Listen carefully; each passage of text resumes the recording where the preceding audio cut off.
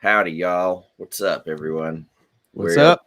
back for the same weekly shenanigans, fueled by black coffee. That's right.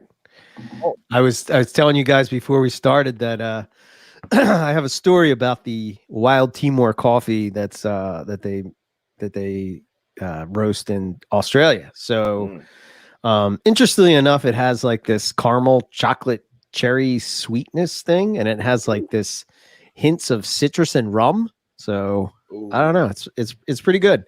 That sounds good.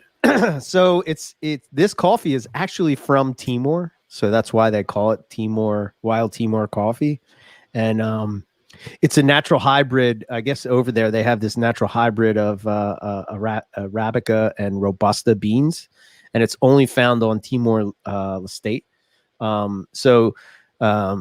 It's I guess they call it Timorese coffee. So it has like both of the qualities of both. And it's a very like smooth velvet type of flavor. It's very smooth, it's really good. But so the story is that the founders, so I thought it was like they made it in Australia, but it's not the case. So the founders were soldiers in the Australian army, and they were deployed over to Timor, and I guess it was they were there as comrades, as peacekeepers to help stabilization in the troubled times of that era or whatever. And they developed friendships with these the villagers in the area, and they were really mad at the poor treatment they received, especially at the exploitation. I guess what happens is the coffee brokers must come to these places, and they must buy coffee, and they were offering like way undervaluing the coffee for such a quality bean, right? And so these Wild Timor Coffee was formed. That's the company, and so they go and buy that coffee from Timor at a fair price, and then the green beans are shipped back to Australia. Nice. And it's pretty cool. I guess there must be, I think in Melbourne they have it was where their first cafe, Wild Timor Coffee Cafe, was at. But they buy the beans from those guys, and they pay a fair price because they were just mad about the fact that these coffee brokers were coming and undercutting them and killing them, But yeah, that's awesome. Yeah, it's a pretty cool story, and it's great. Delicious coffee. I finally got to drink black. Well, I guess it's not technically. Wait, so here's a question. I don't know. Maybe you guys know. If you roast the beans, is that the country of origin, or is it where it's grown? I think it's where it's grown. I think it's where it's grown. Yep. Yeah. Okay, so then technically it's not Australian coffee. It's but it was roasted in Oz. Yes. Yeah. Right. Yeah. So, if I'm not mistaken, they ship the raw unroasted beans in like the big sacks, and then the roasteries do the thing. And yeah. Wild. That's cool. Looks like Ryan got some of that same Timor coffee. And look. Yeah, and then Ryan, being in FedEx, I wanted to chat about this briefly. So I'm sure several people outside of us here were affected by FedEx and weather delays at Indianapolis. I know there's some weather and flooding that's kind of out of control, but like shipments held up for like 5 days. So I hope everybody's getting their animals unstuck finally and things are going. So Ryan, if you can confirm it, we would love a morning message of positive encouragement, at least from an inside man, saying that the cogs on the wheel are at least still turning, or at least still on. Just at least tell us that the wheels are on the vehicle. Yeah, come on, that Cox, at least the lights are on. Tell us it's going. We need some motivation because we got animals coming and going. We've got industry to keep moving, and that's right. Stimulus checks to be spent, and they're spent.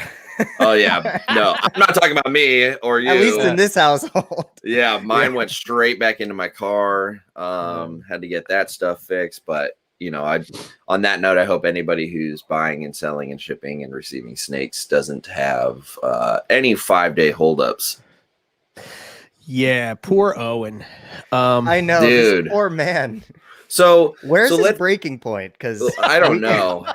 I don't We know. gotta on track this it. one. Yeah. But I guess it's worth sharing. The piece of advice that I suggested that he's already like fully on is that his snake has been stuck in a ship center for 4 or 5 days, and he's able to pick her up today.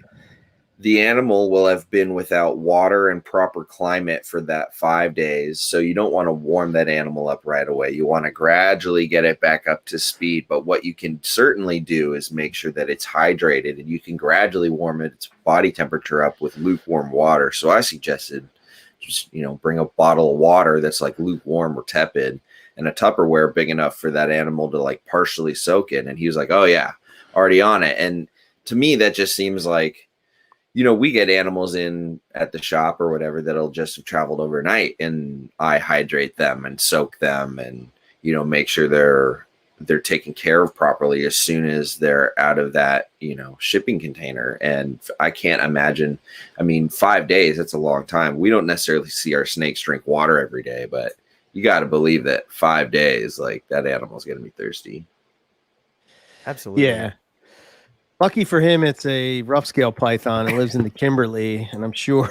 Well, that one didn't live in the Kimberley. I don't know. I don't know if those same things apply once you're out of that, But yeah.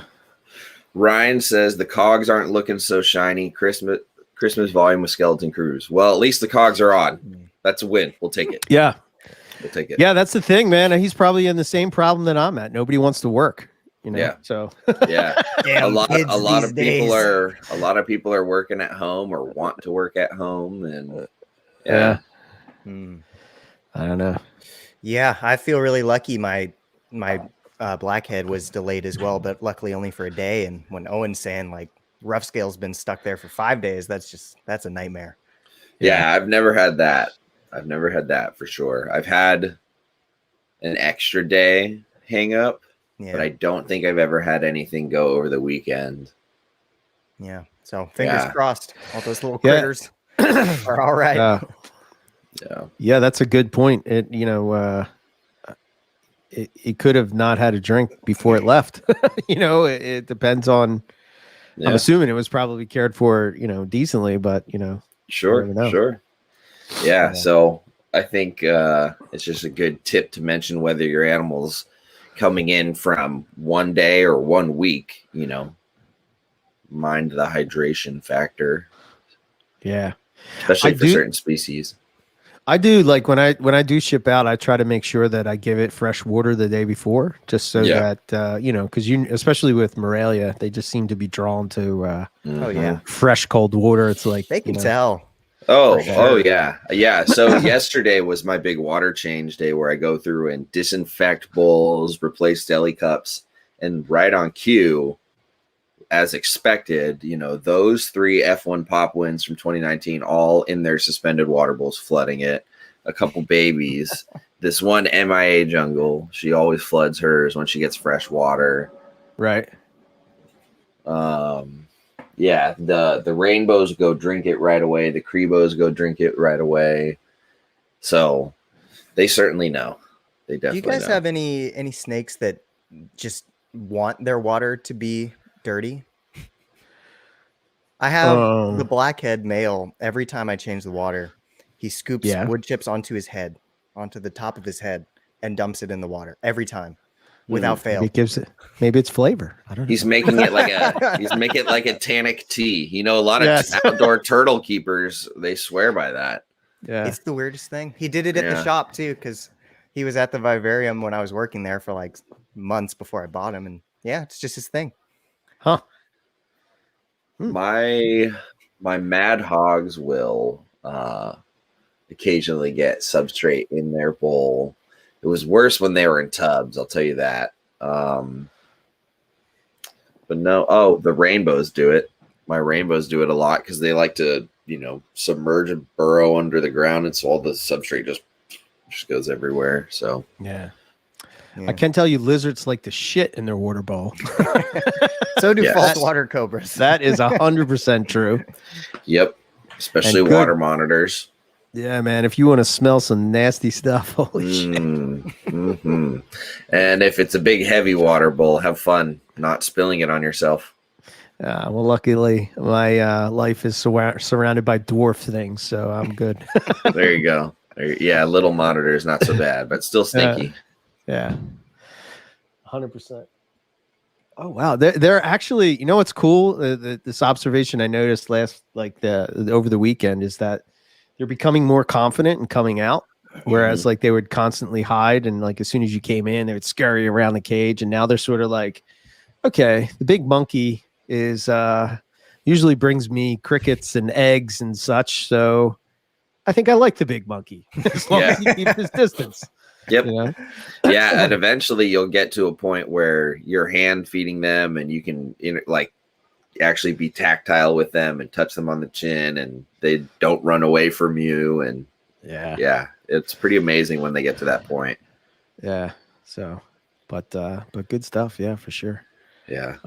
I guess we should give a formal announcement that the Monitor Keeping podcast with Alan Stevens and Kai, what's his last name? Fan. Yeah. Fan. Okay. Has officially released. I guess because we kind of like, I don't know, maybe everybody at Apple was celebrating Easter. Who knows? I don't know, but we're still waiting for it to come through. That one always takes the longest to get approval for new feeds, though. So that's not unusual. So, but it is up on Spotify, and you can listen to it on NPR.com or MorelliPythonRadio.com if you want to check it out. Yeah, Brett got some nice Angolan eggs yesterday, I think. Yeah, what was the final tally? I know the photograph, there were at least 3 out initially, and she was, mid-lay. Yeah. That'll be cool. I want to hear about that. And then at the shop, both of our womas have finally laid. The first one laid 7 eggs total. Oh, cool. Brett got 6. Nice. Sweet. That's a good Congratulations. That's a good group. We actually added Angolans at the shop. We've got 2 unrelated female yearlings right now. So I get to play with those now. But and then the other want another one? Throw it in the box. Put it in the box. Sure. Is it a male? No, it's actually a female. Well, he's like, yeah. Yeah. But and then the other Woma dropped 12 eggs.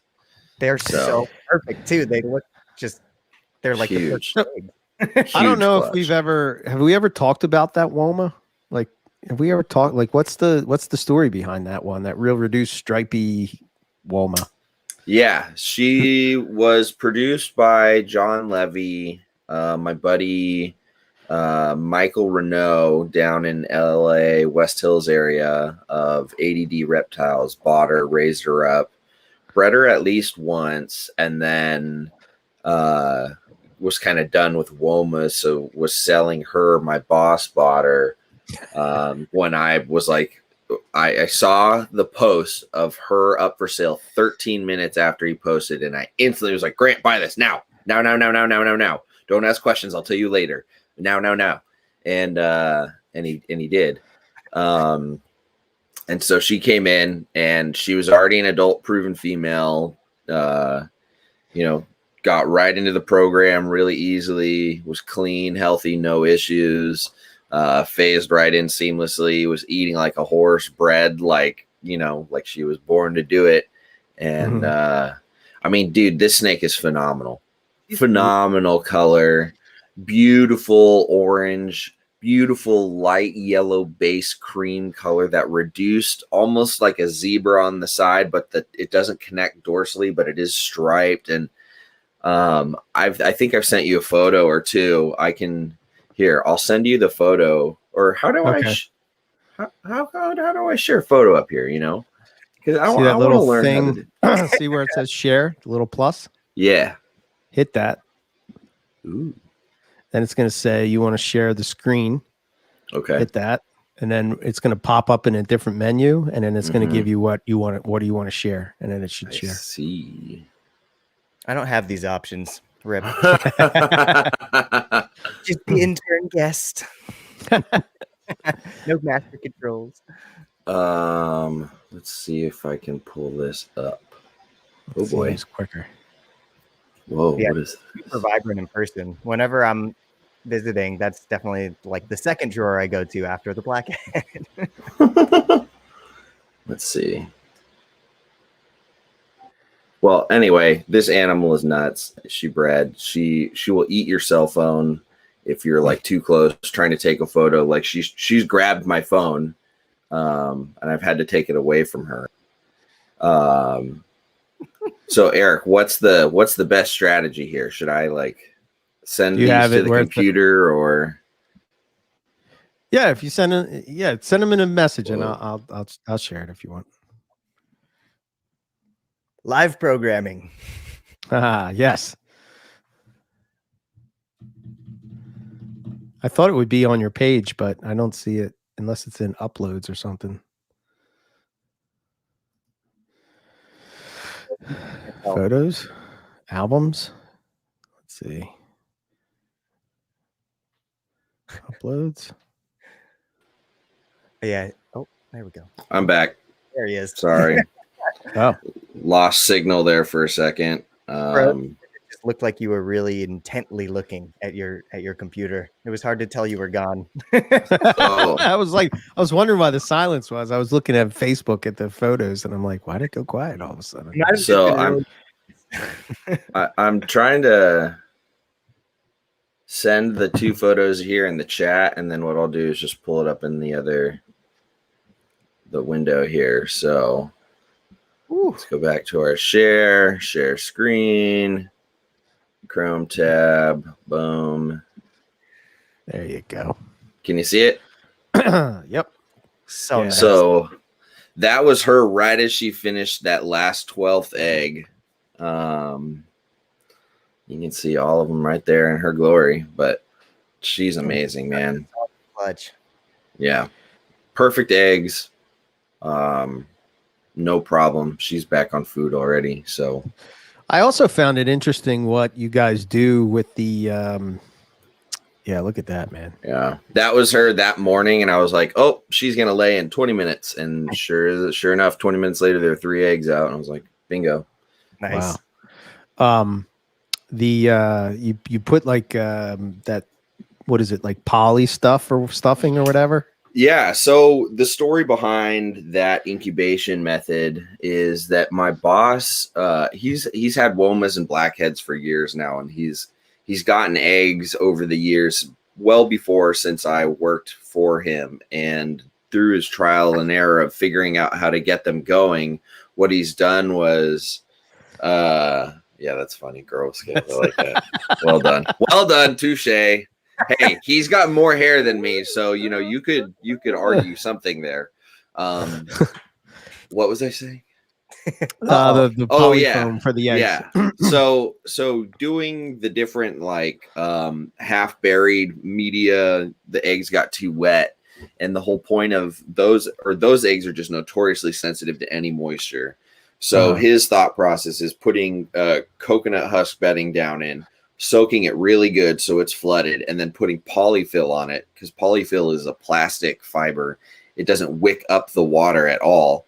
So your water, no matter how saturated it is on the bottom, will just stay very separated from it. So if you have a nice tall enough bin, you can have a ton of water, have all the humidity your eggs need, and your eggs will never touch it, even if you bury them in this nice cushy polyfill. Okay. Yeah, and it works great. I'm actually doing it for my Crebo eggs right now. Nice. Yeah, I'm definitely gonna pick some up. Yeah, the hopeful eventual. And you can get a box, like a 20 quart box or whatever however it is, 20. I don't think 20 pounds. That would be a lot of polyfill because it's very light. But like a big box for like $10. So nice. It's really I mean, if you think about it, it makes perfect sense. So yeah. Yeah, I know that's just always been, we've talked to various people on MPR, and that's something that always sort of comes up, is that the eggs are sensitive. Tell you what, man, they're really going to town over there. The Yankees, man, they're on fire today. How big are they? Are they big enough to eat grasshoppers yet, or are large crickets still a big meal for them? Large cricket's a big meal, yeah. Yeah, they've put on a lot of size. They're probably like maybe that long. Nice. About that one. Nice. Yeah. I was just finishing up the monitor keeping podcast, and Kai was talking about his work with the grasshoppers and an individual Dean that he works with, and Dean actually is local to me, and we bought a bunch of grasshoppers from him for the shop, and people love them. And I think later today I'm going to go get some for the Savannah, but some of the females are like 3.5, 4 inches. They're like massive grasshoppers. Dang. Wow. Yeah. Yeah. But really good lizard food. But yeah, probably the size of your lizards right now. Yeah. I guess he must. I guess he must breed them, because I see them on his Facebook page does. a lot. Yeah, he does breed them. He and Dean have spent the last few years sort of ironing out what it takes. So, gotcha. Yeah. And they talk about that a little bit in the monitor keeping podcast for all of our viewers and listeners. You should definitely go check that out, because honestly, even if you don't keep monitors, just trying to get in the mind state of a monitor keeper and think how they think and the perspective they use towards their animals. And then just kind of keeping that in the back of your head while you work with some of your snakes. It's just kind of interesting. You'll start to see things through slightly different lens, and just more food for thought. I really enjoy thinking about the monitor level of intelligence and sort of trying to apply it to different animals within reason. 100%. Yeah. It's always applicable, like any other living creature, you can extract information that's going to be valuable for what you're doing too. Oh yeah. Especially with like the same area, because natural history is gonna be intertwined. Yeah. Yeah, 100%. So have you started your dubia colony yet, Eric? No, not yet.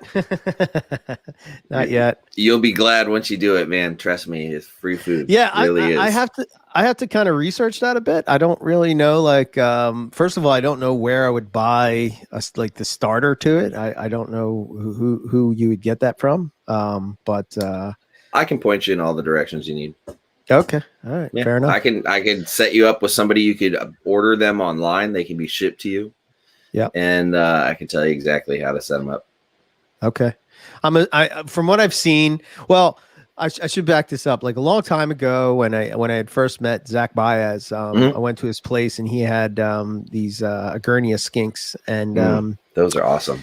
Yeah, man, I loved it. He had like this group of them, and he was telling me, he's like, "Oh man, these are like little savage monitors," and he was saying how there's like hierarchy in this, and and the cage was like maybe a 40 breeder, like a 40-gallon breeder size tank or whatever, that he had all naturalistic and everything. And he just basically, he had like a tote, and in the tote he had like, the egg crate or whatever. And he just threw in whatever vegetables or whatever he had. And then, he's like, yeah, just take out a few, feed them. And that's that, Yeah. Like, wow. He said you just keep them in your reptile room, and like 80 degrees or something like that. Yeah. So we've got a spare bathroom at the shop, and we use that as our bug room. So we've got some tarantulas raising up in there. Our fruit fly cultures do really well in there. We're pupating our own and breeding our own superworms in there, as well as dubia roaches. And we set it to about 82 degrees. And every week, the roaches get, a weekly changeover of food. And every week they get either carrots or like orange slices cut up in there, and that's sort of like their hydration and a lot of nutrients and vitamins. And then we will also throw in like a roach food that we blend and make ourselves at the shop, which is a mixture of various things like eggshell, Missouri, a bunch of different good dry stuff. But the key to their tub environment is you don't want a bunch of humidity in there, because if you spike humidity in there, you get a big die off. Right. And then you want lots of females compared to males. As soon as you have an uneven ratio, your breeding really stops. Really? So yeah. If you have a big colony and all of a sudden you've got 20 males and 20 females, your breeding will slow down, especially compared to 20 females and like 5 males. So, and then, the nice thing is the males, they have wings, but they don't fly. I keep mine in a tub with a lid over it, but I've cut out the center of the lid, and then I've taken some mesh and tied it to the top. And yeah, the idea is you just keep them warm, you keep them fed, you clean them from time to time as needed, and they'll produce for you. Oh, Very wow. cool. Okay. Yeah. You just have to have enough to get a colony kick-started. It's hard to get dubia roaches right now, especially adults. It's nearly impossible. It's expensive. You know, if you're lucky at the right time, some larges will become available, and you just buy up a couple cups of larges and just raise them up for a few more weeks, and then they'll be breeding. So just depends. Right. So very cool. Yeah. So they're a good feeder. They're easy to take care of. They're quiet. Hopefully you don't develop any allergy to their frass, because that's a thing. Alan and Kai were talking about that. I've got a customer at the shop who is allergic to it, so she'll just wear her normal mask that she's been wearing recently for COVID stuff when she's cleaning and taking care of them. Okay. So it's just like sensitivity, but I know you have asthma, so yeah. You know, my dad has basically is doing that. So it's kind of like, you know, I guess at some point I'll probably give it a whirl myself, just so I don't have to drive there all the time. But currently I just go and get shit from him, you know? Well, you know, if that's the case, then just, you know, throw some new cultures into his to keep his going once in a while, and then bring what you need for the week over in a cup and just leave it in the room. Throw a carrot slicer or two in there, and, you know, feed off throughout the week as you need, and you'll be groovy. Right. Yeah. Very cool. Yeah, they're efficient. Very efficient. Yeah. Bugs. Yeah, and grasshoppers and roaches, and we got bunches of spiders. Lucas's favorite. Oh boy, can't wait. Lucas, we had a bunch of baby spiders born. I was gonna give you one for free for your birthday to help you get over your fear. Those can stay in Sacramento. I'm good. Appreciate it though. No love. No love. Nah, no love for the 8-legged. Yeah. Right.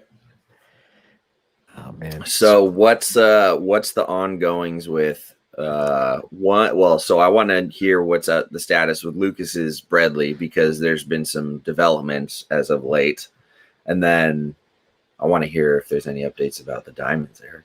Ooh, so currently, I did catch a lock last night, so that was nice. Good. They're kind of in the lay box to get. Oh no, they're actually out right now. Getting a midday bask or something. Yeah. You know, I was gonna take her out on this show to just show what she looked like, but I don't know. It looks like they're about to get frisky. So, ooh, don't want to interrupt that. No, I don't think we have the public rating to show that publicly. That might be a little. Yeah. Might have to save that for later. Oh man, well that's cool. Very cool. So what did you guys think of the imbricata over in? I wasn't sure if you wanted to talk about that or not. Why not? Yeah, I don't know. Yeah, we don't know what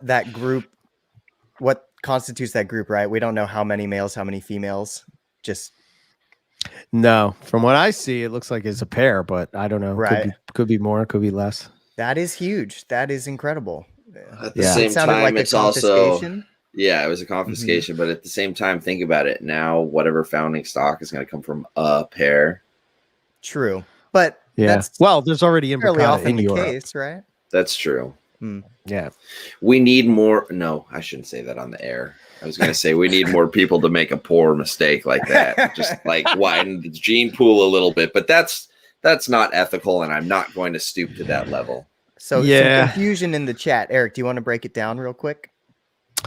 Okay, yeah. So there was a post that was on Facebook the other day. I don't know who they are, but apparently they're in Germany, of course, the land of the portal. The portal. Yeah. And apparently there was a confiscation of Borrelia imbricata. they left him with this this guy, and I guess the government owns the pair or whatever the group is, but any of the babies can be sold off. And this is how sometimes these things make it into the reptile trade legally after the illegal point, I guess. Right. Yeah. Yeah. So, we've been talking. What do you think's going to happen first, Imbricata or Owen Pelly? I guess perhaps you have your answer. Well, yeah. If it ever the thing of it over. is that there's already Imbricata in Europe. I mean, they're there, no doubt. So is the trick importing to the States or? Probably. I'm probably maybe, or I think this is all just thoughts in my head. Maybe they're trickier to breed than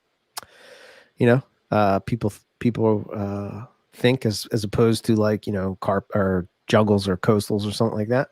Right. I would imagine they would be more in tune with like diamond pythons. Mm-hmm. If that was my guess. I mean, they're from the same area, just on the West Coast instead of the East Coast. Yeah. But yeah, I don't know. I don't know. I just wish, I hope at some point, I heard there was a video, I'm losing the guy's, not Wicked Wildlife. He's an Australian guy and he talks about Australian wildlife.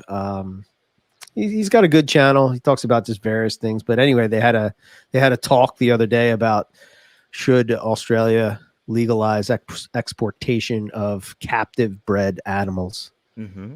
Yes. And that just makes me yeah, I know, right? And that just makes me happy that that the discussion's even happening. Yeah. Yeah. So that makes me think that there's hope.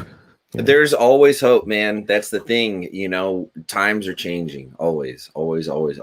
And as things become more desperate and governments try to get creative and find more ways for income, things are bound to change. Old ways are bound to be revisited. You know what I mean? Yeah. Like, that's just a way of life. So that's why I've just, there's no need to panic. It's just, you got to stay alive long enough because it's going to take some time. Eat your spinach, also, Eric. Yeah. There's also rumors of Owen Pelly being there. Right. I know I can say for that they were there long before Gavin was doing anything with them. They were in the U.S. before, but I don't know. I can tell you they're amazing snakes. I can tell you that. Big snakes, though. Yeah, that's a good size animal. That's like a big scrub, Yeah. I would. I know a lot of people. I wonder if a lot of people are into the Owen Pelly because it's just such a rare animal, or are they into the Owen Pelly because they really love Owen Pelly? I can say for me and Rob, it's because we really love Owen Pelly. Sure, and you guys have the connection finding them. Like that's genuine. But I think it's inevitable that there are people who just love it for the rare wow status factor. For sure, course. Yeah, the Boland's effect. Yeah, 100%. Yeah. I mean, if and when they do get over here and somebody's successful, they're going to be expensive as all hell, and everybody's going to want them for the Instagram feed. So that's inevitable.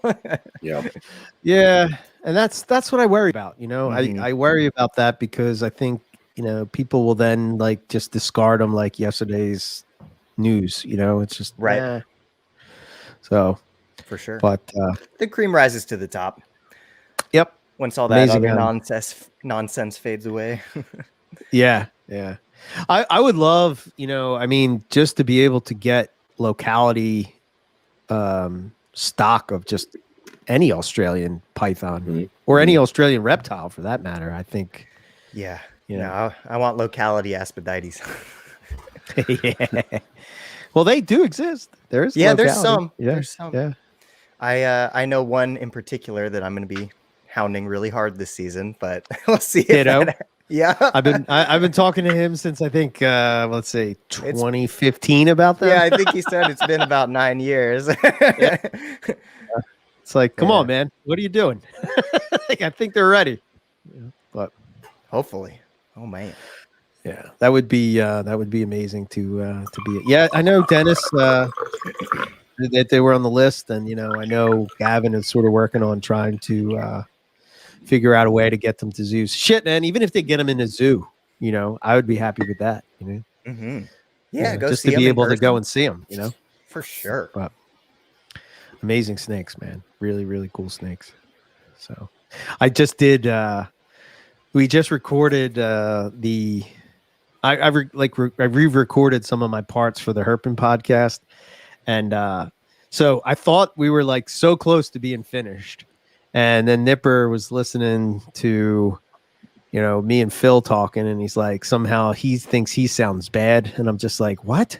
Have you heard me talk? Like, what are you talking about, man? Like, you're all proper English, and I'm like, no, you're good. And he's like, nah, I want to fix it. I said, hey, man, you want to fix it? Go ahead and fix it.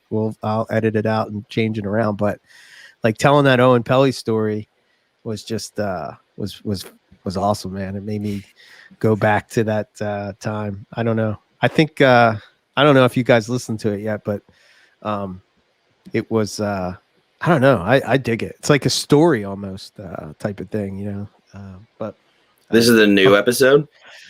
Yeah. I sent it in I edited like it's like a 20-minute clip, and I put it in our thing. Yes, but yeah, I was pretty excited awesome about it. Yeah, I can't wait to hear the full thing. It's awesome. Yeah. It was like we still have Scott Iper's part in it. There's still Jacob Rotz from Hurt Podcast and JLB Morelia. He's got a part in it when he was bit by a Western Diamondback. Oh shoot. Yeah, talks about what he went through and the ins and outs of that, and couple of stories of Nipper falling off a rock ledge as he was herping. But I'm telling you, man, this episode's a little dark to start it with, but hey, what are you gonna do? Can't wait. Yeah, it's good. That'll be good. So, but so yeah, hopefully as soon as Nipper gets his parts redone, we'll be good to go. Nice. Awesome. More podcasts.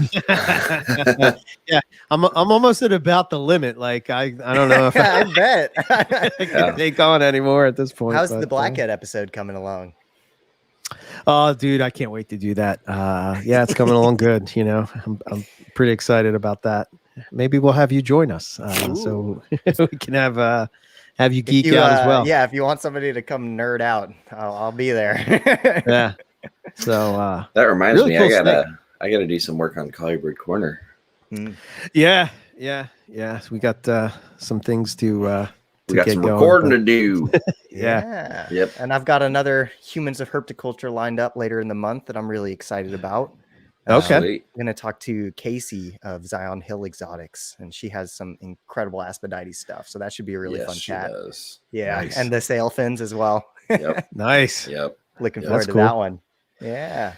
Very, very cool. I'm pretty sure she's purchased a sail fin from Grant in the past. Mm-hmm. One or two even. I know she also has her eyes on the reduced pattern clutch. We chat about it. Nice. Nice. I think, I go back and forth with this. I have 2.2 Walmas, and it's like, if I add more Walmas, that's some carpet morph that's going to get cut. Well, you got to have your carpet morphs. You should just let all those live over here.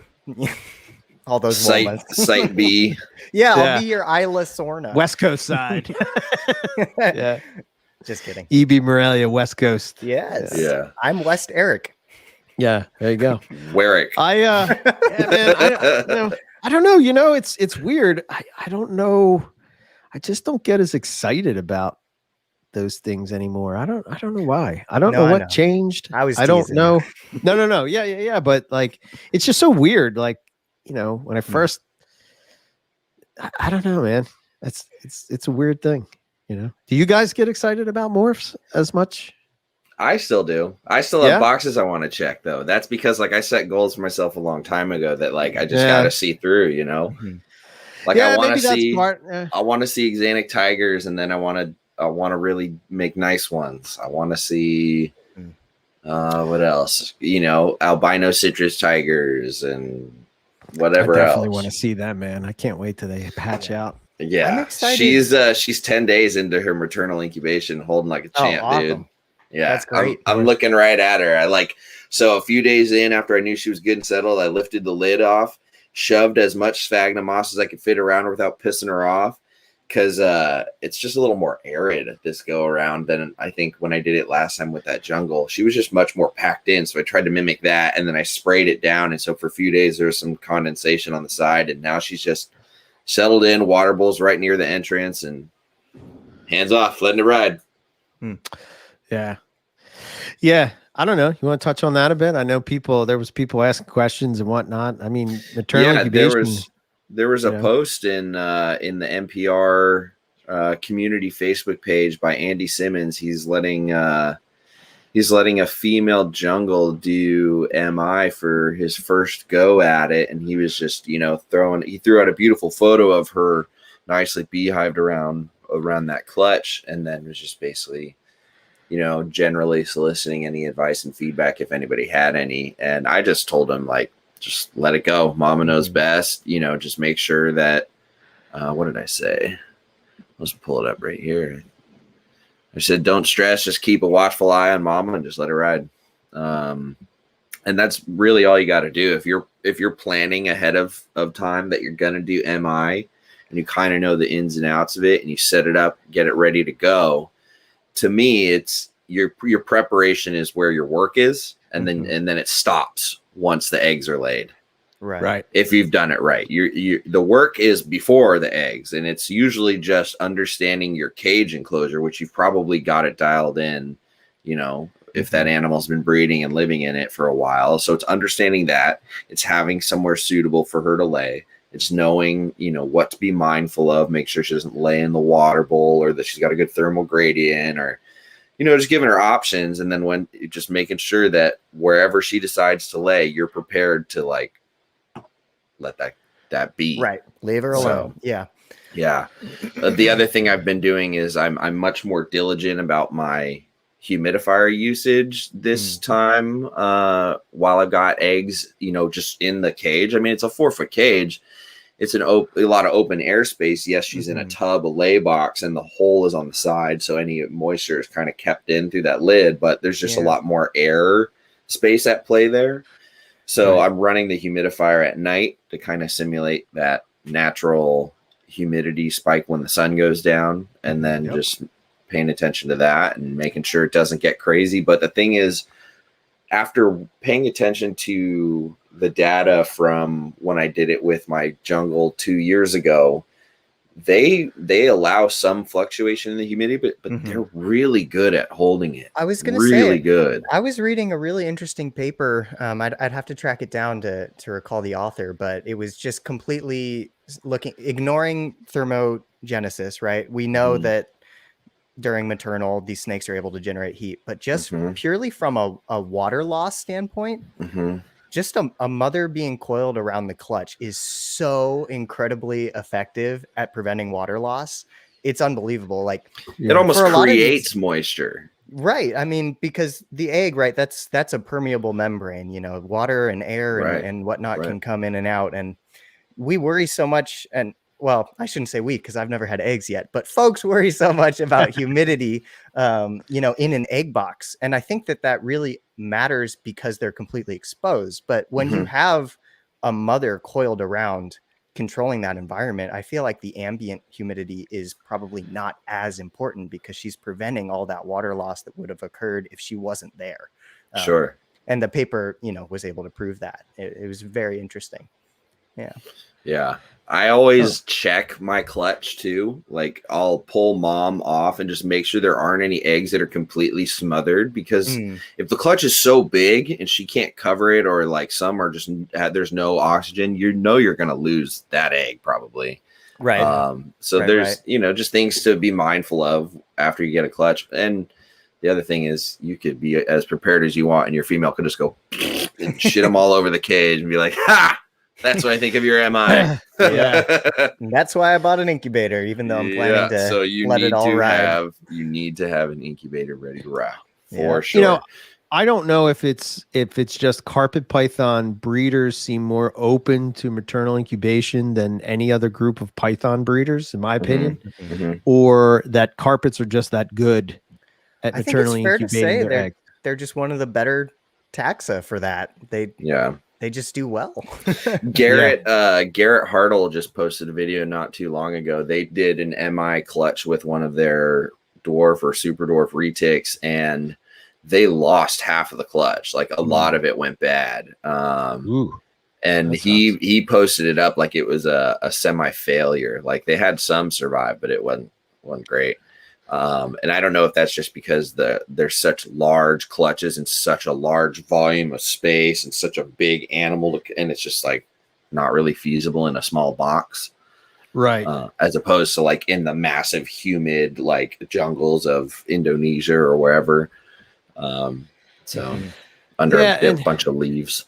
You know, like I know it's been documented in papers that water pythons will actually leave the clutch, towards the end of incubation. And the thought is that I guess that the temperatures are so consistent, in that area that they don't really have to worry about it as much. But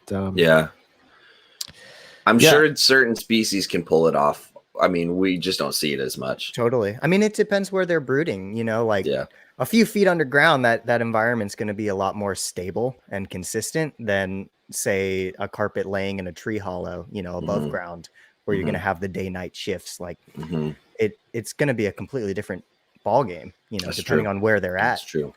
So that kind of pertains to the pegged comment that Eric pulled up here from Tony. Has anyone with the elevated or mounted hide seen clutches laid in the elevated hide? We see them in tubs and hide boxes, but what about these mounting hides? Now, I can't personally say I've seen anybody post that their animal is laid up in one, but I see it all the time, how much their animals love those hides. Can you think of that at all, Eric? I've never heard that, but I would imagine in the wild, especially, I would think things like, inlands or Bredli would probably take advantage of them higher up. Well, I saw a video of Sunshine Coast snake catchers pulling a female off a clutch of eggs in a lady's tree. It was in like a staghorn fern cluster right in there, and it was a coastal. So, yeah, I've talked to some folks that have had Bredls lay in top mounted hides consistently. Okay. Yeah, right. Interesting. I thought this was it's got to be a good, the big busting cement containers. Yep, the ones that I cut holes for. Yeah, those are nice and big because they're tall. They're like 6-7 inches tall. Right. Wow, that was two wild carpets right next to each other. I guess that was a good spot. Yeah, that's this perfect. Is wild, but look at those eggs, man. They look great. Yeah, they look solid. That's so cool. I have a link saved on my bookmarks here on my computer for some Madagascar nesting behavior observed, where they've found eggs in there left alone by the females and then noted that they've returned to them later. So yeah, I think in certain climates, if the weather's more or less stable, those females will take advantage to go get a drink or grab a meal or something maybe. Yeah, I get. Yeah. I've had that where the females have left the eggs to sort of go and get a drink. I've had them go through their water bowl and then come back. I don't know if there's anything to that, but they left. They did that. I think maternal incubation with them is just I don't know. I just think they do really cool stuff, but yeah, I don't know. Johnny Barrett asks, are you more hesitant to do MI with morphs than normals? If so, which morphs do you watch out for? No, I doesn't really factor in at all. I know a lot of folks will say that they're not going to risk a high value clutch doing MI. And that's one train of thought that you'll see. But as far as I'm concerned, I don't think the morph affects the clutch in any way as far as value. I mean, we've suspected that Jags might not be good at it, but we've also seen Jags do it just fine. Yeah. Yeah. I think my worry with the Jags would be the stress, right? I would Sure. imagine it's stressful for the female, and that's why I always.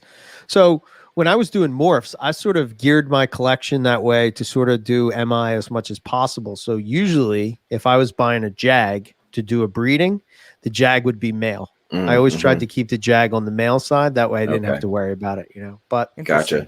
That's smart. Yeah, they are very susceptible to poor reactions to stress. Yeah. So that's the only thing to be mindful of. I've seen it with Jags where they've been on a clutch close to the end. They roll. I think Ryan had that too. Where she left on like day 42. Yeah, really. Oh, and that's my goodness. that's always my fear with Jags is that they're just like, I've had enough. Yeah, Lucas, you haven't heard that story. It's really funny too because there's such a Jag ending to it. She leaves the clutch, goes to like get a drink of water, and then like for a while doesn't come back. And then when she does come back, she coiled up underneath it. Oh my goodness! And, like put the whole clutch on top of her. And Jags. Talking to Ryan during all of it, and he was like, "I'm just gonna let it ride."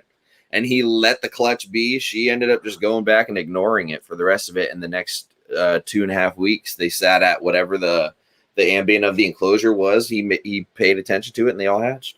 Wow, yeah, that's wild.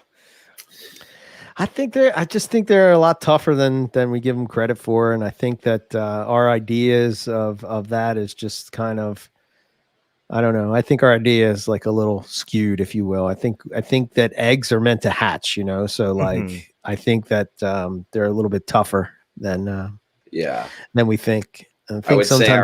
I'd say our ideas are incomplete. Like we haven't figured it all out yet, Right. Yeah. Yeah. So like we have, eggs. I at least I can speak for me. With breeding, that was probably the most stressful part for me was like making sure that the eggs are taken care of because it's like, running right to the goal and then, missing the shot, if you will. Right. It's like you've done all this work to get to this point and then you fail with the eggs, And then on the flip side of that, a lot of people, as soon as they see eggs, they're like, woo. And then, yeah, it's over. 10, 15 days in, it's like, what happened? Right. Total failure. So barring like crazy extreme fluctuations, when people say they think they had a temperature spike in the incubator and blame some off result on that, within reason, of course, and within certain species, do you think that's probably a bogus diagnosis then? At least for carpets anyway. I don't know enough. It makes sense to me intuitively that could lead to issues, but it's an interesting question. I'm not sure. Yeah. Yeah. As far as temp spikes, I would imagine that they're probably, they have to be experiencing that. I mean, my eggs in 2019 experienced up to 11-degree temp swings. And you look in the Complete Carpet Python book, Nick, I remember talking to Nick when he first discovered that before even the book came out. He's like, I put these data loggers in the coils just like you did, Riley. And like the results he had kind of like surprised him, I think a little bit, because again, like our idea, it's one thing to have ideas about things. And then it's one thing to have data about things. And then sort of like, I think it's better to back up those ideas with data. And, I think that, I think that anytime, so I've had two clutches go south for me from maternal incubation. One was poison ivy. She started out maternally incubating, but she just left the eggs, and she left the eggs because she had a respiratory issue. Right. So when she left the eggs, actually those eggs hatched. So, it was no big deal. But we weren't really that many days in. I think it was after 10 days. I saw her. The first time I did maternal incubation, I would see, interesting enough, right? This was more of it was a diamond cross, zebra jag to like a diamond coastal.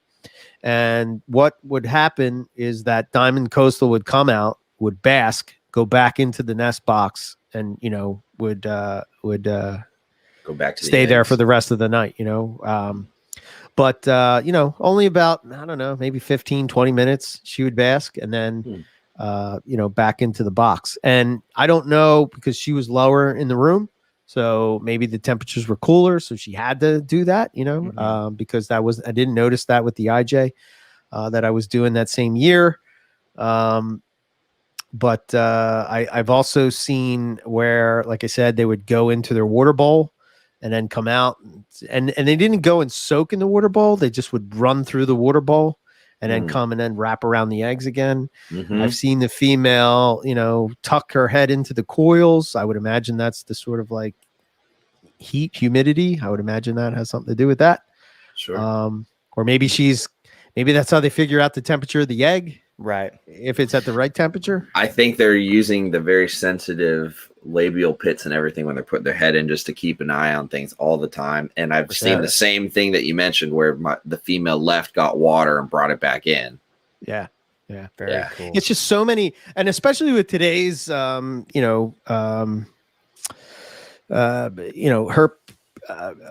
hobby, I think that more and more people are going towards these natural behaviors that they're witnessing and are excited about witnessing. And I think that if you're going to breed and you don't try this, you're just missing out on a huge, basically it's like planet Earth in your in your snake room, Yeah. But the other one that I had that went south, I think it was because it got too dry.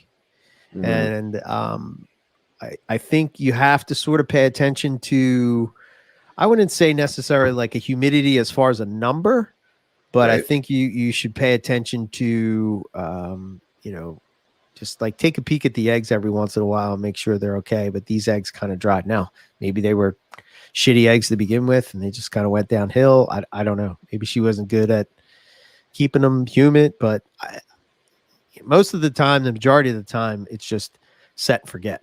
Don't worry about it. And there is something to be said for some females just aren't cut out for it. They're not good at it, right? They just they don't lay appropriately. They don't seem to have any intention of maintaining any sort of cluster or anything. So my Xanic Coastal from last year, she dropped a clutch all over the place, like didn't even try to put them in the same spot, right? And so I was like, okay, yeah, well, I definitely am not doing MI with you. This year she's in a bigger cage, and I'm curious to see if she does the same thing and if that's just like a behavioral thing for her. Because this time now she's got the room where I've got a nest box in there with her and a covered hide and just a greater thermal gradient, and I'm curious to see what she does with this clutch of eggs, although I am not anticipating being able to even do MI with her, just because last year she just spread them all over.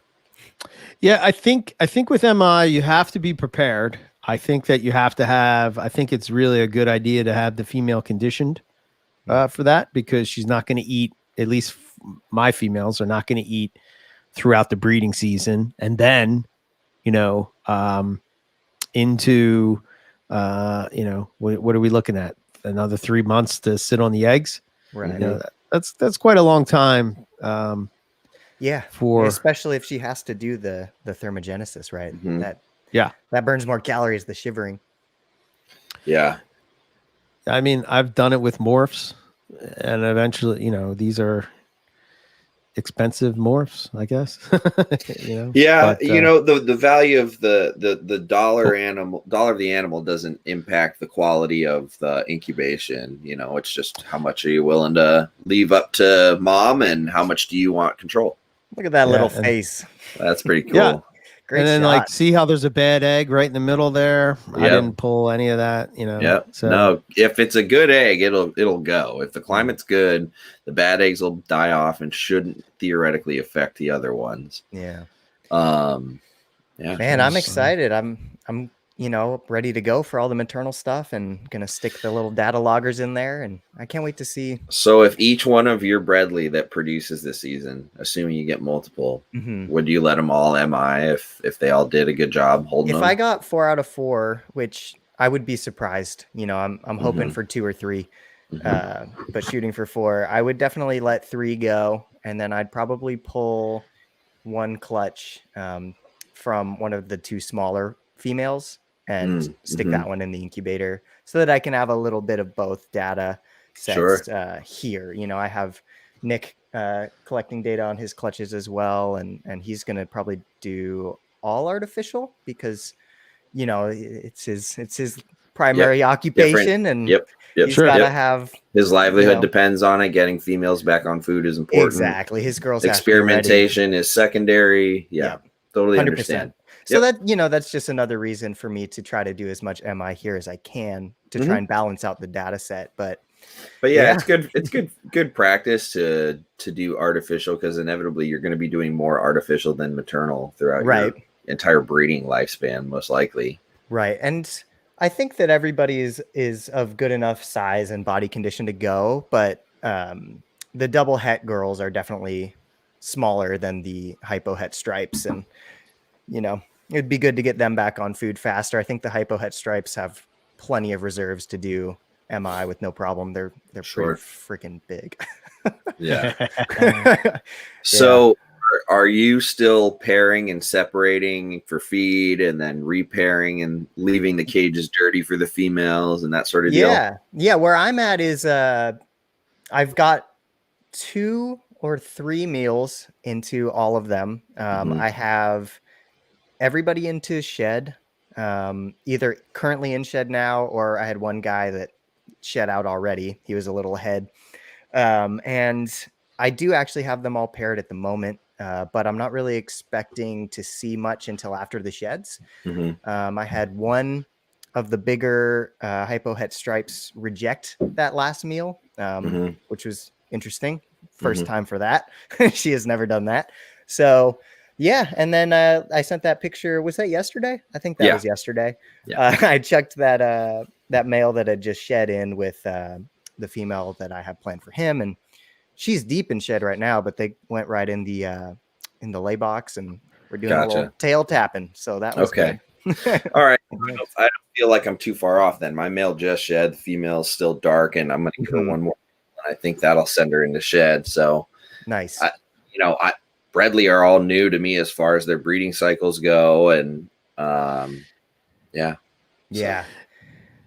always cool to have you alongside to sort of like see what your animals are doing, to kind of gauge what my doing and understand them a little bit better, because up to this point I've just treated them like hardier, more cold tolerant carpets, and don't really have much of a specific, deeper, further intimate understanding of that species distinct from Morelia spilota.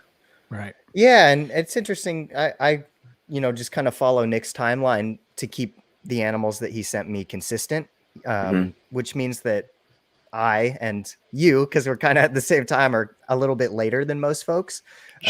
Which, it's interesting. I see a lot of people posting like clutches and locks, and I'm just like, oh, well, I'm not there yet. Well, and that's the thing. William in the chat just said he's still getting breeding from his coastals and jungles, and my coastals, jungles, and IJs are done. They've been done, you know what I mean? But my Darwins, which I definitely don't understand a thing about at all, after 5+ years of having Darwins, I don't get them at all. I think I understand them less than when I first got them. Right. The female and the male, they breed, they eat, they cycle, they do everything, and then nothing changes. And so like the male's in there right now, and they're both in the nest box, like they've like they're attached at the hip, but like nothing. Interesting. Yeah. I don't know. Yeah, I don't either. It's kind of weird for me with the diamonds, so I can relate to that. Not ever having bred spring breeders. It's kind of like I guess I should do this now. Like I don't know. Yeah. But if I get a clutch from her, she's definitely going to go MI, no doubt. Yeah, 100%. Nice. Awesome. You know. That'll be so freaking cool, man. Oh yeah, 100%. So, yeah, another tip that I did with humidity, I did this. I think I got this tip from Josh Easter, maybe back in the day. But I got a bigger size, like tub, put the lid on it, cut the hole out of the top, put the sphagnum moss in it. But what I did is I put a deli cup, and he said just to put the deli cup in there, but I kind of put the lid on the deli cup full of water and kind of poked holes all through the top. So if it got kind of shooken around, it wouldn't be, all kind of mess. I did put in the bottom that like egg diffuser stuff. So it was kind of like elevated a bit just in case it did spill or whatever. But the humidity, that water bowl that was inside that tub sort of like really helped with humidity and such. Interesting. That's clever. That's clever. When is the first MPR Patreon stream? Well, we'll probably do that this coming Sunday, unless another holiday jumps in the way that we've forgotten about. Sorry, Easter Chris, took us by surprise. not a single member of the MPR team is a devout Christian or faithful member of any religious sector whatsoever. So although Easter existed, it was not on our minds, and that was apparently Jesus's fault, not ours, but we'll let it slide this time. Yeah. So exactly. Jesus, we're watching you. Yeah. Next week. I thought the whole thing is he's watching you. No. I don't know. It's Uncle Sam and Big We've Brother. Reversed roles. We're checking you out, buddy. This is 2021. All bets are off, man. It. So look out for an email for that for this coming Sunday. Good point. Thank you. And as we were just chatting, I did get I'm going to just check to be sure. I'm going to pull it up here and just take a peek real quick. But I got an email saying that the Monitor Keeping podcast is now Keeping podcast is, drum roll please, I call bullshit, Apple. Drum roll for that? Yeah, right? I mean, come on. Let's say Google. No. NPR. Show approved. Okay. Maybe I have to do something. Exit US URL before. While he's looking, Riley, I am a little concerned about one of my double het pairs. Because why is that? Remember, I messaged the chat. That particular pair had a little incident, and the boy bit the girl on the face out of like a feeding response because I bumped the cage in the middle of the night on accident. And I separated them for a period of time and put them back together now, and they're not showing any interest in each other. I'm a little worried, but then I think about your Crevo thing, and I'm like, well, maybe they'll forget it ever happened. Timing. Just give it timing. There it is. Is it live? They said it will be up in the next couple hours, but it has been approved. You can get this. They gave me a link that you can go and look at it, but there you go. So it'll be up probably by tonight. Yeah. So but that cover art is so baller. Yeah, it's pretty flashy. It's pretty cool. Yeah. Pretty cool, man. We should talk about this. Owen and I have somehow switched roles in life. Owen's done it again, everyone. Yeah, and let's see. I gave him this boy that I produced. A red tiger zebra jag. Correct. And he bred that to a jungle. Why? So why did it even touch the jungle? Yeah. Owen, that's not like you. Yes. What have I done to you? I broke Owen. Is that the side effect of his COVID shot? Which one did he get? Yeah, I don't know. Maybe. Owen. Yeah. Gosh, is the insurance world crushing you that much? Like, damn, dude. I'm sorry. I'm just gonna Owen. Put whatever with whatever and worry about it later. Poor. And then his clutch. Holy crap, man. He got, that huge coastal clutch. Oh my gosh. I think there was. It was like 29 eggs.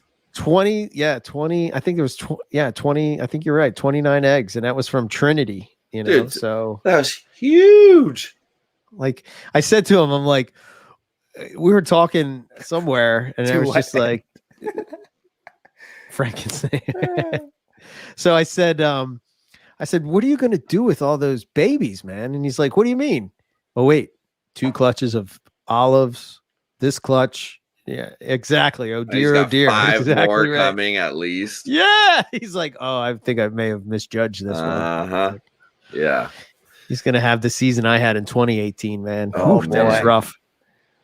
I'm looking at 2 Morelia clutches, 1 Crebo clutch, 2 more Morelia clutches coming, and potentially 1 or 2 more Mad Hog clutches. So I'm just like, I think I'm okay with where I'm at.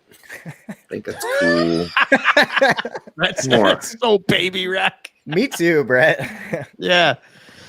29 eggs. I think I had 3 clutches of carpets and still didn't have 29 eggs. Jeez. Owen cracks me up. Maybe it's good though. It'll distract him from his rough scale experience. Yeah, I don't know what it is about that project, man. He just can't seem It's to. cursed. Him and his Maclots. Yeah. Like the eternal nut kicker. Poor man. He must have flirted too much with boas, man. And the pythons are like, how dare you? I think he needs to sacrifice a squirrel to the gods to get his mojo back. Yeah. If he sacrifices that squirrel, he might be sacrificed next. Yeah, we might not see him again after that one. I didn't say it had to be that squirrel. A squirrel. Okay. Get a squirrel from We'll get a sacrificial squirrel. You can imagine Owen in a public park just running around, half naked, trying to get a squirrel. Get back here. Come here, you. Obey me. Don't you know? Hiding in the bushes like Rambo with a crossbow. Intern squirrel rat. Jesus. Yeah. You will be my intern. He calls them furry tree rats. Yeah. The furry tree rats. Oh my gosh. Oh, what Owen would do. Yeah. Oh no. Yeah, so Owen has deviated a little bit. He took a hard left from his purest ways. And it seems like I'm going more pure than ever. Like, it's like I don't have any, like, I didn't have any interest this year in making. He's not even 50. It's like a midlife crisis at 34 or whatever he is. Yeah, I don't know, man. I don't know. Yeah. More power to him, man. I'm glad he's working those projects and whatever. Yeah.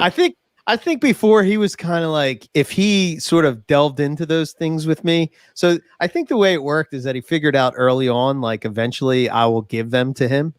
So he just kind of like, he would kind of poo-poo the project. And then he would know that I would give them to him to make it even worse, that I could bust his stones about it later on, that he was working with them. So I think he played his cards pretty good, I think, Yeah.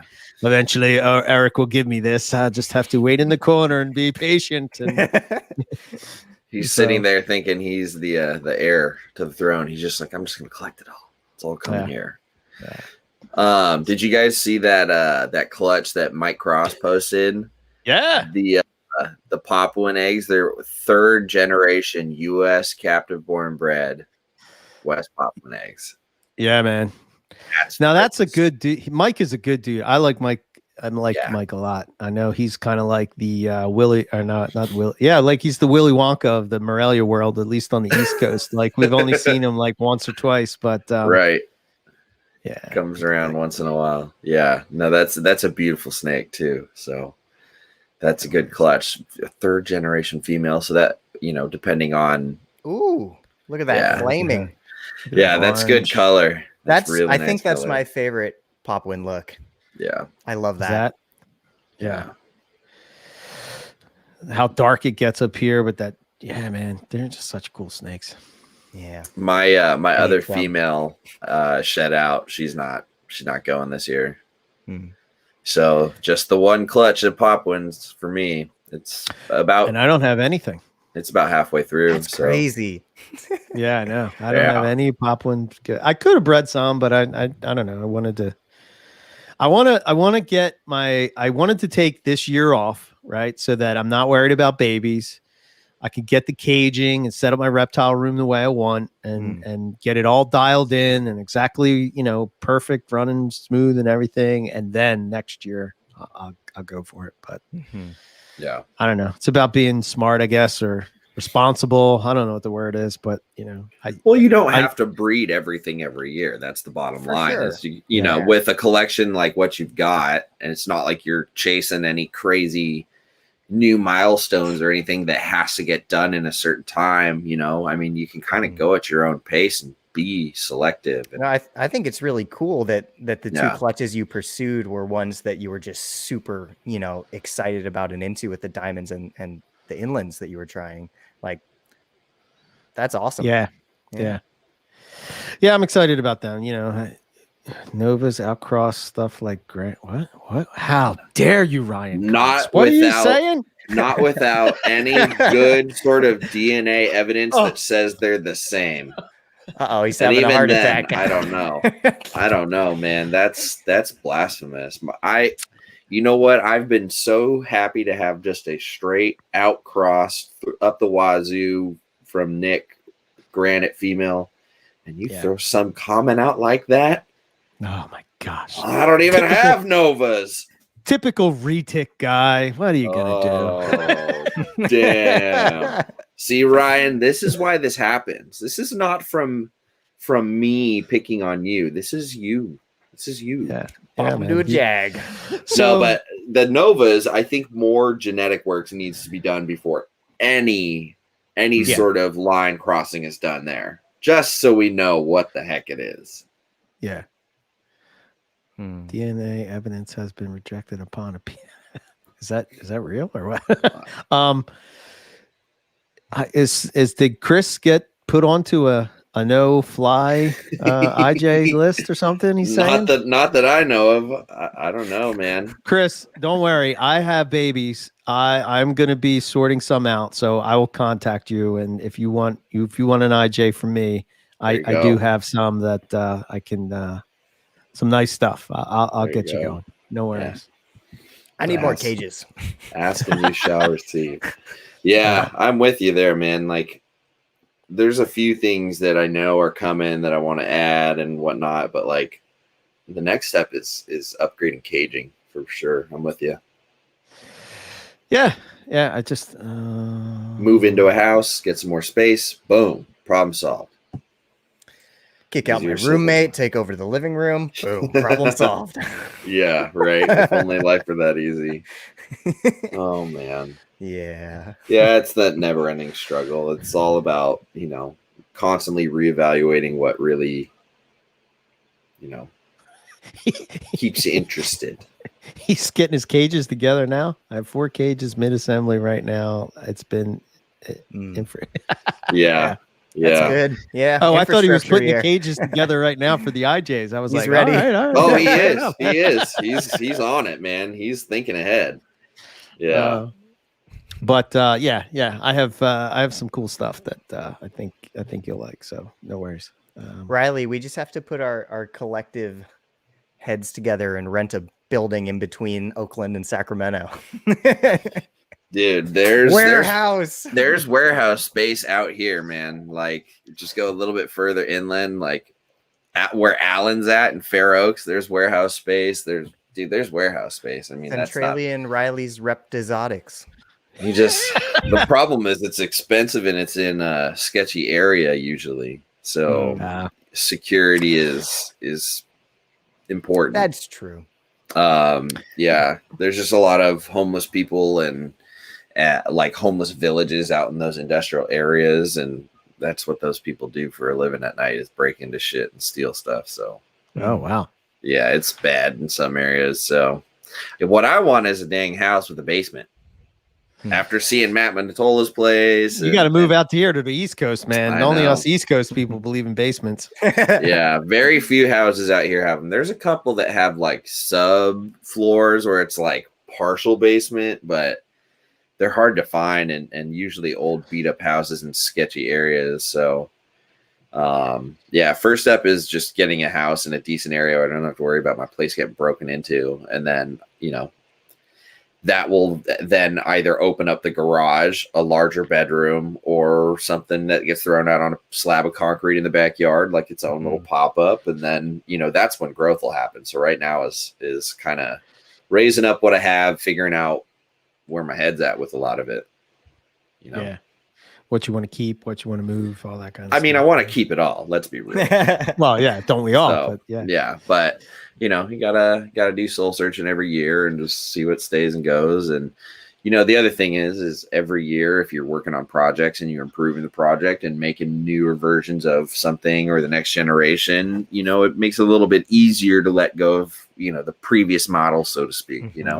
So yeah, that's sort of I sort of have a question, and I'm going to throw it out there and see what you guys think of this. Like, so if you're designing a reptile room, right, are you going to take into account that you're going to have holdbacks, so leave certain amount of cage space open? Certainly. Ideally, yeah. That's like, I mean, adult cages. I would at least want to make sure I have a room that has the space to accommodate that, being able to do that in stages, even if I can't afford all the cages at once. Right. Like not filling the room up right away with a bunch of babies, I'm going to leave this area right here open for, growth, Yeah, ideally, like, because, it's good to pay attention to what walls are where, if they're an outer wall or an inner wall near a window, how all of that behaves. I would love to, have zones where, like, that's the adult wall. That's the section of male cages. That's the section of female cages. And then here's the grow up racks or grow up, cages or whatever. I think Nick has probably run into this problem. I know. Well, I should say I know Nick has run into this problem, right? Because I know, like, a lot of things he's held back like entire clutches of things, and now they're adults, and like that is why I have hypo head stripes. Yes, because of that problem. Yeah. So it's kind of like how do you do that? And how do you, especially like, even if you're going to do something like that, like even just axanthic granites, right? Like I have axanthic granites that are double hets, but eventually the idea is that I want to make an axanthic granite. So what happens to the double het? I guess, I don't know. I guess that breeding mentality of moving them on to somebody else to breed, I don't know. Yeah, the more I think about that a lot, and the more I see how, Nick has some projects spread out with people he trusts like that, I understand, how you can get to that point. And it really is a numbers game. Like, if you can be hyper focused on one thing and like you don't need a whole room, then you never have this problem. But if you're like us, you have this problem from day one. Yeah. The more that I've been thinking about it, because I am trying to have some good foresight and not grow myself into a bad situation. Right. I don't think that I'm going to hold back very many Brettles, to be honest. I think that I really like what I have. And maybe if something pops out that is just like unbelievable, then I'll have to plan around it. But yeah, I don't know. I see myself wanting to grow a lot more in other directions, like blackheads and womas. And like, it's just, I'm trying to be smart about how I see things 5 years from now, 10 years from now, and not get myself in trouble. Right. Oh, that's good. Yeah, you should definitely keep that. Easier said than done, though. Of course. It is. I mean, the other thing too is like my oldest Brettles are only like 5 or 6 years old. Hopefully I have them for another 20 plus, if everything goes well. That's another thing to keep in mind. Yeah. So Summer brings up a good point, though, and it's not even necessarily just the morph game, like she mentions. If you're in the morph game or really specifically trying to line breed, then holdbacks are more of a necessity. Yeah. So that's where it depends on what you're talking about. If you're talking about a specific project, like for example, with my striped jungles, I need to hold holdbacks. And what I'm doing is, increasing the odds of getting to my goals in a timelier manner. So I've got 2.2 from the first step, and raising them up for the next step. And I'll keep, 1.1 or 2.2 of whatever they produce down the line. And then, once I see more of my end game starting to take shape, then I can start cutting back some of the other steps in the middle sell that stuff off, thin the herd, keep going, and still achieve my goal without undercutting myself. But the thing is, my worry is if I don't hold enough back, right, and something happens, a male dies, a female doesn't take, whatever, and then I lose that entire project because I've sold all the other progeny that's the off. trick. Yeah, That's the Seen thing. that many times. Yes. Yeah, that's why I kept 2.2 striped jungles back, because I don't need 2.2, but if I want to make sure that I can have 2.2 or 1.1 at the very least, 4 years down the line to hit the next steps, then I've got to do that. And the animals are healthy and they're looking great, and it's like I could sell that second male, but like what happens if that first male then takes a dive on me for whatever reason? Yeah. And don't get me wrong, I'm definitely going to keep something. Like one of my long range goals is definitely to have animals that I produce. Like sure, that's just yeah, amazing. that's cool. Have animals your baby that grow up. Right, like get several generations in, and there's something to be said, like with the species like blackheads that only has 6 to 10 eggs tops. Right. It's easy to hold just 1 or 2 back and feel okay about it, or not hold any. I mean, it really does depend on what the population is and what you're if you're breeding to just make more for the market, then you don't need to hold any back. But there's inevitably that little part in all of us where when we see the babies, we're like, ooh, I like that. I like that. It's tricky too. I feel really bonded to the animals that I'm raising up and working with. And like I have some that just quite simply don't fit into a project that I don't feel comfortable selling to a stranger. And luckily I have a really good biologist friend that is just getting into carpets, and she's starting to dive head first. And so some of them are going to go live at her house, and they're staying in the family. If I ever need them, I know where they are. And I think that's a really good thing. So, I mean, so I have a couple thoughts, but Ryan sort of hit on this before I could say anything. But like the Yakapuri Depot, aka Russian coastals, to me, that clutch is going to go to very specific people, and to just ensure that line is still out there. And I would probably hold quite a bit, if not all. Poison ivy stuff, I held everything back from that. Multiple clutches, so you can imagine I'm like drowning in these poison ivy babies. It's just like, okay, I guess I gotta breed you guys at some point to see if we make a melanistic IJ. But I don't know, I'm not in the rut, because I know what's going to happen, man. What's going to happen as soon as you produce a melanistic IJ. It's just like, I don't know if I want to be that guy. I don't want to be the, answering emails all day long. Like, where can I get it? I would much rather just give it to fellow IJ enthusiasts and say, like, don't tell anybody I gave this to you, So, but like the first clutch, I think it was, what did I get? 12 eggs, 10 of them were male. So they're all males except for 2 females. So, I had the same problem with my female. Yeah. And then, like the Citrus Tiger line, right? You always just assume that the guy that originated that line is just going to keep working with it. But, I like Will Bird and all, but you look at his Citrus Tigers and they look like dog shit, just like, wow, man, these look horrible. They're not the ones that, what happened? Come on, man. Tell me that they don't look like dog shit. They're not attractive. Not attractive snakes. I've seen the posts on Fauna. I've looked at them, and even without the gawking, ridiculous price tag on it, I was not interested at all. Like you couldn't give if you offered to give me those animals, I would say no, thank you, politely. Right. Yeah. Yeah. Again, I'm not taking a shot at Will. I'm just saying that, like, compared to what he's produced in the past, those animals just are not on the level of what I would consider after a citrus seeing tiger. This animal behind the screen here that's sitting on a clutch of eggs right now.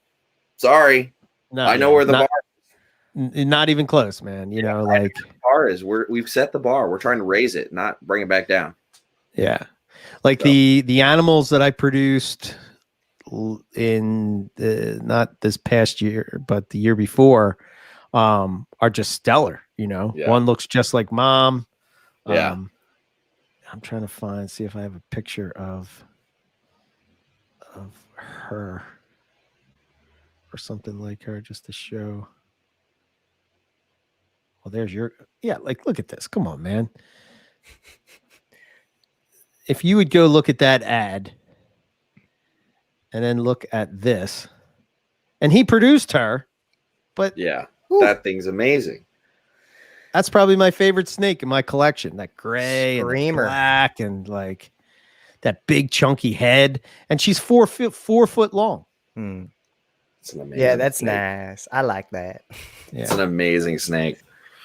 You know, it's interesting how within, you know, one complex you'll get different sizes like that too. Just random side note, like I've got a coastal from Travis that is 3 years old, and I fed her very lean and sparingly, and I had her out the other day. She's 6 feet long, but like that big around. Wow. Dude, it just her head is like no other coastals in here. Her head is long, is pronounced, but she's as pure as the driven snow from some of Nick's, like, you know, most established lineage, and she's just a huge, long, lean animal. And then my citrus tiger girl, not built the same, like just a little more condensed and stocky, but anyway, random side tangent. I just thought of seeing your female in that bucket, like totally different size. It's another one, you know? Yeah, look at that. That's killer quality. See, that's where you got to hold back good quality. Yeah. Yeah. You know, it's, I know Nick is kind of coming close with just pure jungle stuff, but you know. His 75% ivories are nuts. Yeah. Black and white, man. Those things are cool. I think someday I'll have to get some of those. Yeah, I have a nice ivory that I got from Mike Curtin, and I've never really done anything with them. There you go. So this is the clutch that I'll share this picture real quick. This is going to suck for people listening, but oh well. Oh my goodness. Yeah, that thing is smoking. What the heck is that? You remember those banded IJs I was talking to you about that I'm going to send your way? Yeah. That is incredible. Yep. Yeah. Wow. There's some amazing stuff that can be done with selective breeding. So that's where holdbacks come into play. But if you're breeding something and you've just got your established pair and you're just breeding stuff to keep out into the market and keep it coming and keep it available for people who want it, which is totally awesome, then you don't need to hold stuff back. So, like, I don't know, what's a good example of that? Bredli. You can make a bunch of Bredli just to keep the hype fulfilled. You know, there's a lot of people, like Owen was saying last year, he made a bunch of Het Stonewash the year before and had a hard time selling them because people didn't want Het Stonewash. They just wanted normal Bredli. So the price was different. The breeding value wasn't necessarily valued the same to those people. And so that's a species that, like, you could have your hypo stripe projects and your stonewash stripes and then hold back stuff to, like, you know, bleed it all together. But then maybe on the side, you just breed a pair like Lazic line or Forest line, and you don't keep anything from it, but it's just to produce some so that people can have them, you know? No, for sure. And, you know, I have a few reasons, you know, if we're talking about breeding with a purpose, you know, I have a few. In this case, you know, we've got thesis work and some hopefully interesting research stuff. And then, you know, just I'm not going to lie, I'm hoping to produce offspring to help support my hobby, you know, like with the return from that, you know, put it into the caging, put it into lighting, put it into food. Yeah, even I'd be lying if I said that wasn't a goal.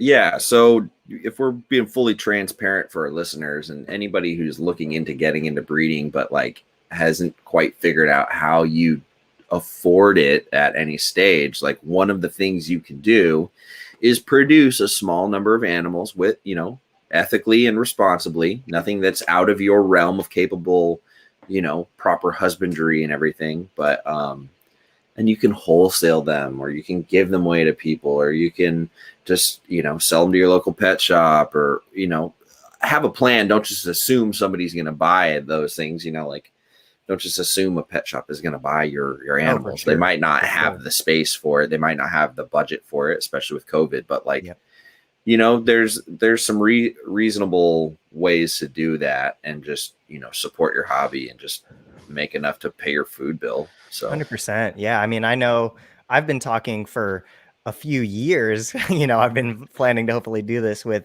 the pet shops that I really like. And, I know that I have options in terms of wholesale. I know that I have some folks that I've talked to that are interested in babies. It's good to have a plan. And of course, like I've heard Eric and Owen say, you should also be prepared for absolutely nobody to want them and have a plan for that too. Yeah. Yeah. It's so true, especially if you're trying to if you think of yourself as somebody entering the marketplace that has so many established names and members in it, and your name is fresh on the scene, has no good or bad things to it. It just doesn't have a reputation known to anybody, but you try and, just put yourself out there, you're going to have very little hard fought success. You're really going to have to just put your name out there for a few years and just pay your dues and just be a good person, be an ethical breeder, and just pay attention and just kind of go with the flow. And it'll eventually come if you're patient. That's, to me, that's like the best way to do it. It's just pay attention to what everyone else is doing, follow some of the ethics and guidelines set forth by the peers already in the hobby for you, and, be polite, ask questions. Most people are pretty helpful in the Morelia world as far as my experience goes. And, there's no reason why you can't have some success, but don't expect it to happen overnight, Yeah. Yeah. So, I enjoy the breeding part of it from the observation of the circle of life, whatever you want to say, however you want to, just seeing those eggs pop out or those heads pop out of eggs is just, I mean, that's hard to beat, but yeah, I just the part that I always struggle with is just the selling part of it, Yeah. I think we talked about it last week. It's just I do that for my day job, and I don't want it to be a job, so it's tough, man. And it doesn't matter if you're selling one snake or 100 snakes, you're gonna I feel like if find people that weight drag you down a little bit. Yeah, I feel like like just being so busy, the podcast and my collection and my family and work and all that stuff, it's like I feel like I'm letting people down when I don't get back to them in a timely manner. I feel that, and I know I get it, but I personally is not the standard that I would want. You know what I mean? For myself, like if somebody messages me, I want to be able to message them down. I've honestly been thinking about taking down my Facebook page, EB Morelia, and just working off my website, and just and not only doing social media about the MPR network, having a focus on that. And I think it goes back to sort of what you were saying with snakes or reptiles or whatever. Having that focus that cream is gonna rise to the top. And if I'm juggling all these different things, it just becomes something's gonna suffer. And when there's so many avenues of communication that you have to pay for, that's where the challenge comes. When you can streamline it. So that's what we do for the shop. If somebody's looking for something in particular, email, email this email. It's all right here. Right. We can always go back and revisit it. If something comes in or something hatches, we have it right here. Yes. Email is perfect for that. And then you also get a timestamp. So if it's something where first come, first serve on a clutch, you can see who contacts you first. Yeah. And it's literally all in one organized sort of thing. And it's always there. I definitely see a lot of value in streamlining the sales side of it by pulling away from the social media instead of using that tool. It can be a tool, but it can also open the floodgates really in an overwhelming way, really, really fast. Yeah. I mean, if you don't know how to get in touch with me at this point, you haven't done your research. You knew it's all good. Yeah. We'll forgive you once, but yeah. Right. I don't know, man. Hard guy to find that area. Yeah. But, and then Summer brings up a good point, the ethics of it all, of breeding, not to get very, on a soapbox or preachy or anything, but, you should keep the ethics in mind. It's okay to not be able to fill a whole wall with cages because you're not able to chase the Joneses or whatever, be up in the front with everything. Like, it's okay to have a small, modest collection and have one pair or two pairs of something and just do really well with it and slowly build. So 100%. you don't need to chase anything. I think that's the one mistake. I'm going to say that, like, so when I say my generation, I'm talking about when I came back into it, like not necessarily my age generation, but that 2005 to 2015, that 10-year stretch of time. I think that we sort of, there was this idea that, breeding, and like a lot of people that came before us would say, okay, so only produce what you can keep without worrying about having to sell it, and that was sort of the standard. I remember on like the days with the Bush Leagues Breeders Club and all, that would be sort of the mindset, right? It's like only produce because you might not sell them for months. You might not sell them for a year, and you have to be ready to say, okay, I might have to sit on these for a while. I'm going to have to feed them. I have to take care of them. It's going to be time. It's going to be money. It's going to be space. All these things that come into play that, like when you're just hitting that credit card, like PayPal and those people for the snakes, and you want to breed them. And I think like the argument would always be, well, somebody's got to produce them. And why should you be the one that produces them and not me? I don't know. I just feel like it's not a matter of that. Like if you have the go ahead to sort of put your name out there and do the work to sort of, market yourself and put your name out there and constantly be pushing it, well, then you earned it. But like the idea that you're just going to get a couple of snakes, put them together, and then all of a sudden be rolling in money is just, it's just not going to happen. No, I see it all the time in the shop, man. People just finding reptiles and coming in. They're like, oh, I'm going to get these ball pythons and breed them. I've got a pastel, whatever, and I'm going to breed it to this. And I'm like, okay. Yeah. This is your first speed bump. Here comes the knowledge. You got to learn this one on your own. It's hard though, because, oh, sorry, go ahead. No. Go ahead, Ron. Go ahead. Well, I was just going to say it feels, like a little bit of a tragedy to me that people have to that we kind of accept that speed bump as part of the process when we're talking about living things that might be getting the brunt of that, like sure. In terms of the ethics thing, like what Summer's talking about, like I just feel like that's so much more important than the actual weight it's given, like I know that if I get 4 clutches, half of 2 of them are going back to Nick. Don't have to worry about those. I know that if for some reason I'm not able to find good homes for them, Dr. Loafman wants some, and we can use them for thesis projects. I'll send them to campus. Like I know that I have plans. If I didn't, I wouldn't be doing it.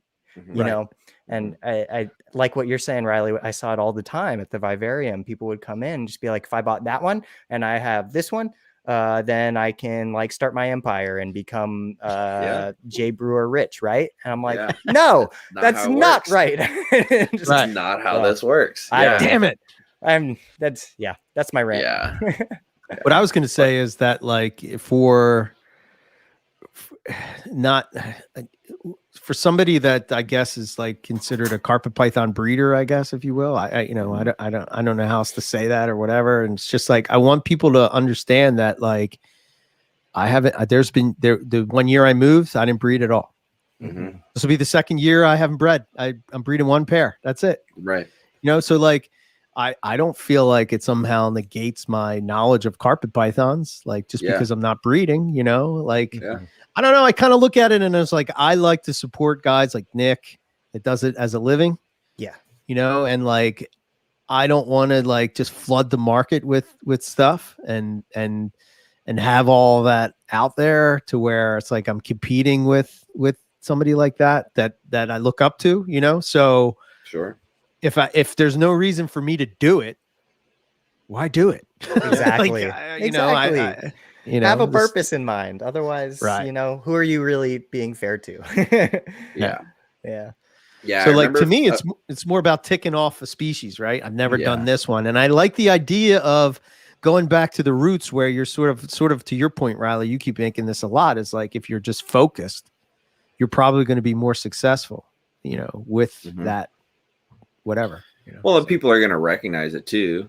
And they're going to make mental notes that like the guy who's really devoted to it is probably the one you want to get something from if that's a project you're interested in. And so then it makes it a little bit easier to sell. Right. But yeah, it's definitely a tricky game. There's a lot that goes into it. There's a lot of money that goes into it. You got to buy gear, you got to buy shipping containers, you got to pay attention to that. You got to pay for the label. And at the end of the day, it's not all happening at once. So it's like trickling in here and there. And it's just, you really got to love it. You really got to be into it for your genuine interest in it. And then the rest comes as a result. Otherwise, it becomes a chore. It becomes another job. You don't enjoy it. And then your animals receive subpar care. Yeah, absolutely. Yeah, 100%. But there's a lot of people that, make their living with this species so they can afford to play with this species. Right. Mm-hmm. And there isn't anything wrong with that either, as long as those animals receive good standards of care. That's just the baseline. So for me, I couldn't do that though. Like I couldn't just have ball pythons going in here to pay for, Nick's new hypo headache Xanax. It's just not going to happen. Yeah. No, I've tried so many times, man. I've tried it twice. I've tried it 4 times. And each I don't time want to do it because A, they don't interest me, and B, I don't want to feel that machine. Do we need more ball pythons? No, hell no. But the thing of it is, for me, there's sort of a nostalgia factor for me just with normal ball pythons, right? Because I remember, but see, it's for you, which is why that's great, right? Rather so than like when right, rather than just producing something to produce. I mean, come on, let's be honest. There's no way I'm even going to come into the ballpark of somebody like Kabelka. So why even try? I mean, it's just, I don't know. It's you're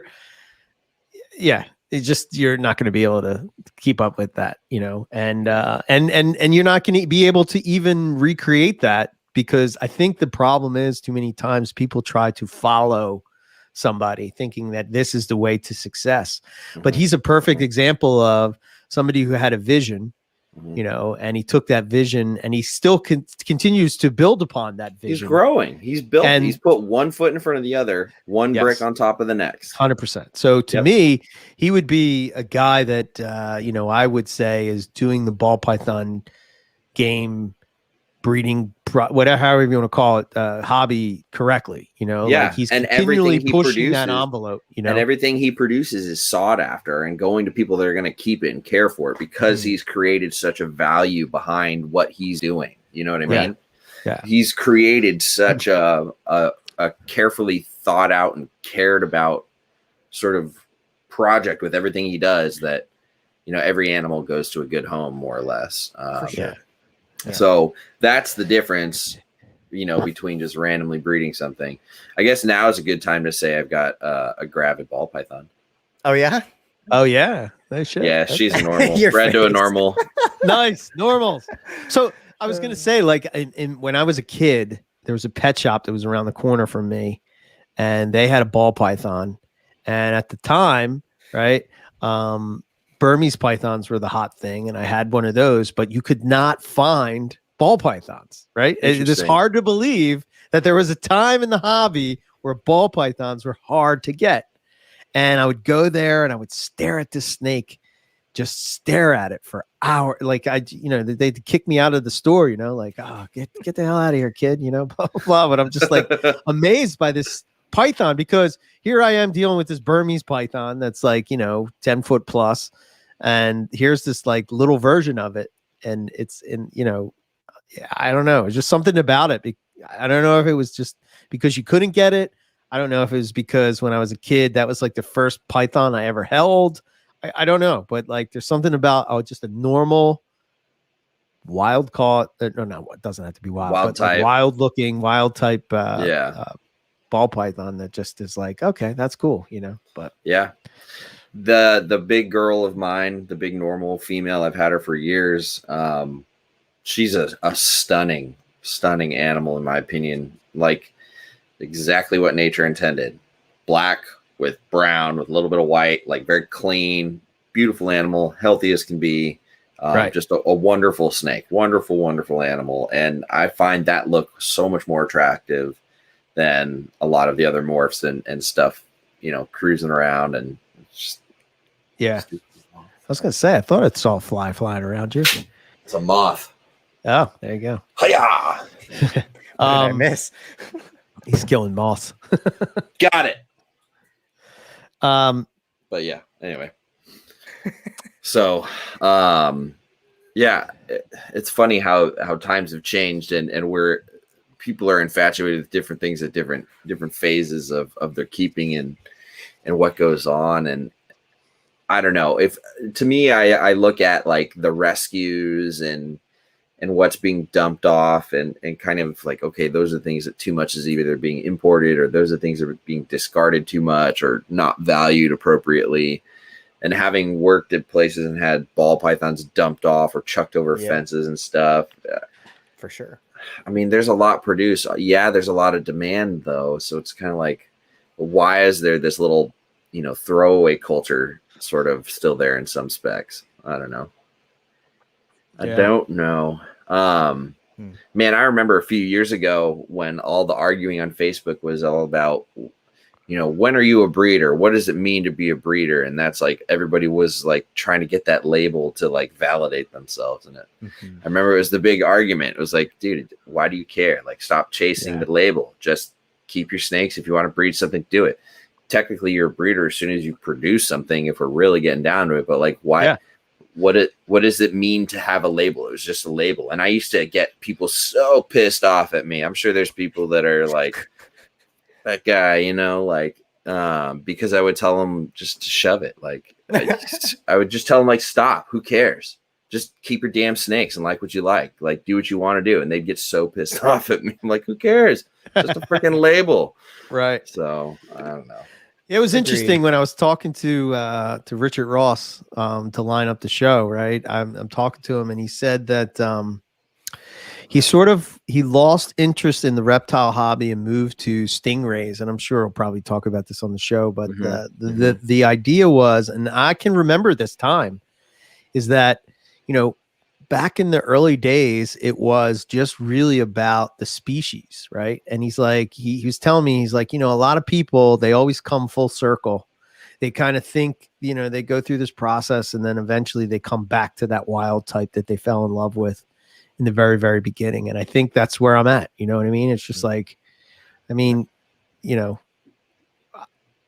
again, it just, I guess when we say that, right? When somebody like me who has a podcast is saying something like that, I think they think like, oh, morphs are no good no more. And I'm not saying that at all. Not at all. You know what I mean? I think that they're is magnetic to you anymore. Yeah. They sort of lost their luster, if you will. It's just like, I don't know. I think the more I think about it, I think it's probably my dad that's probably influencing that a lot, because now that he's back sort of keeping again and talking with him and like, I kind of feel like that he says the same thing. He's like, I don't understand all that, he's like, albinos, they never did anything for me. And he's like, what's, like his green skink. He's like, how can you make that any better? And I'm like, touche. Like, okay. Yeah, he's not wrong. Yeah. So. Yeah. To me, I like to think I'm going through some version and different stage of my own similar journey like that, eventually coming full circle, because man, I tell you, I'll wake up in the middle of the night mid dream and I swear that like I'm still in the dream and I've converted the snake room into just like Papuan carpets and Apodora and like nothing else. And I've gotten rid of everything. And I like, what the hell? And it's so interesting. Yeah. I'll tell you what, I have no plans. There's not a morph project that I'm like, oh, I need that, and I think I would be totally content to just have some normal Brettles or just all Aspodites. And like I would be fine. That'd be cool. It's kind of like you I think with carpets and especially probably with womas and blackheads, and there's so much variability without even the morph, right? You can get some really cool looks and whatnot, and sort of like take a project in a breeding project in a certain direction, if you will, that has nothing to do with with morphs, you want to make cleaner bands, or you really want the animal to pop. You want to take that wild animal and sort of like clean it up a bit, I guess, if you will. Yeah, and working, try to work with the quote Western looks, the Eastern looks. There's plenty of things you can do that are I wish there were more. I wish we could be like, oh, that's a Pilbara or whatever, but unfortunately I don't think we can do that at the moment. No. But there a normal, that term is so like small. There's a lot of different normals, aren't there? I don't like I don't like the term normal. Yeah, I don't like it either. Wild type better. It has such a negative, downplayed, devalued connotation to it. Agreed. Yeah, for sure. Normal, classic, that inherently means type. That something else is special. Call it classic, call it wild type. Yeah, whatever. I'm with you.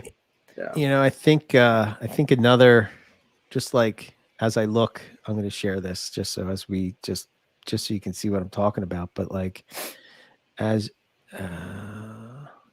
so share, right? So hold on. Wow. So as you look at like why not even we need coastal carpets, non-GMO. Right? Look at that coastal free range. That's just a normal coastal carpet. It's beautiful. Look at that thing. Wow. You know what I mean? Gorgeous. This is something you share this folder with me. This is awesome. Sure. Like look at this one. Oh man. Obviously that's beautiful. There's a wild jungle, look at that. I mean, talk about jungles not having color. Yeah, right. Look at that thing. I like that more than some of the fluorescent yellows. Yeah, that's almost orange in the saddles. You know what I mean? That's crazy looking. There's that. Organic, non-GMO, free-range snakes. I mean, look at that. I don't know. Stripes. Me like stripey. Oh my. Yeah. I think we saw that one. Like that looks almost hypo. Yeah. Like just I don't know. They're seem to always so amazing. Yeah, man. It's just see, that's my problem. I can't see myself finding any real valuable justification to not have every single type of carbon fiber. Yeah. I can't. I could, if I was like, oh, you got to cut it down to just one subspecies, be like, nope. Was that a bird? Happened. Yeah, I was eating a cockatoo. Holy crap. Nice. Yeah, I mean, I don't know. This is just my folder of all different. Like, look at that diamond, man. Shit, look at that. Look at that scenery. Look at the scenery too. Tigery looking, It's amazing. Yeah, that does look citrus tiger like. Darwin carpet. There you go. Wow. Imbricata found on the road. Like, look at Imbricata is another one. Holy shit, super man. variable. Mm-hmm. Yeah, and there's what I say about that look almost carpets with more big meals. Like with the one that we were talking about that was confiscated in Germany reminded me of a really black Brettles almost. Same, yeah. Like there's a nice Imbricata. Wow, nice diamond. Well, that's settled. I need a big building. We're going to Australia, boys. I need a big building. I need more snakes. So these are the locality I have, but like, those are trippy looking. They don't really look like that. Like the ones I have don't look like that, but like Archer River. Huh. Yeah. Wild. Townsville. Look at that. I mean, come on. Wow. Emotion. I can go on and on and on. Instagram posts these pictures. Yeah. Jeez, look at that. Yeah. See how much of a geek I am? I like take the picture, take the habitat. There it is. Right up there with tree. you, though. You know what I mean? Like, oh man, I'm such a dork, man. Like, God, I just go crazy. Yeah, that's a Townsville coastal. Wow, look at that. That thing's beautiful. That's why we get along so well, Eric. I like dorks. Dorks are my people. Right on. But oh man, I want it all. I want it all. Motion to make the MPR. Yeah, okay. I think we really just need to go to Australia. Yeah, then you'll be done, man. You'll come back a changed person. Done with what? We need an MPR compound somewhere in wherever. Timeshare. Big old plot of land, houses for everybody on it, big massive building for everyone's collections.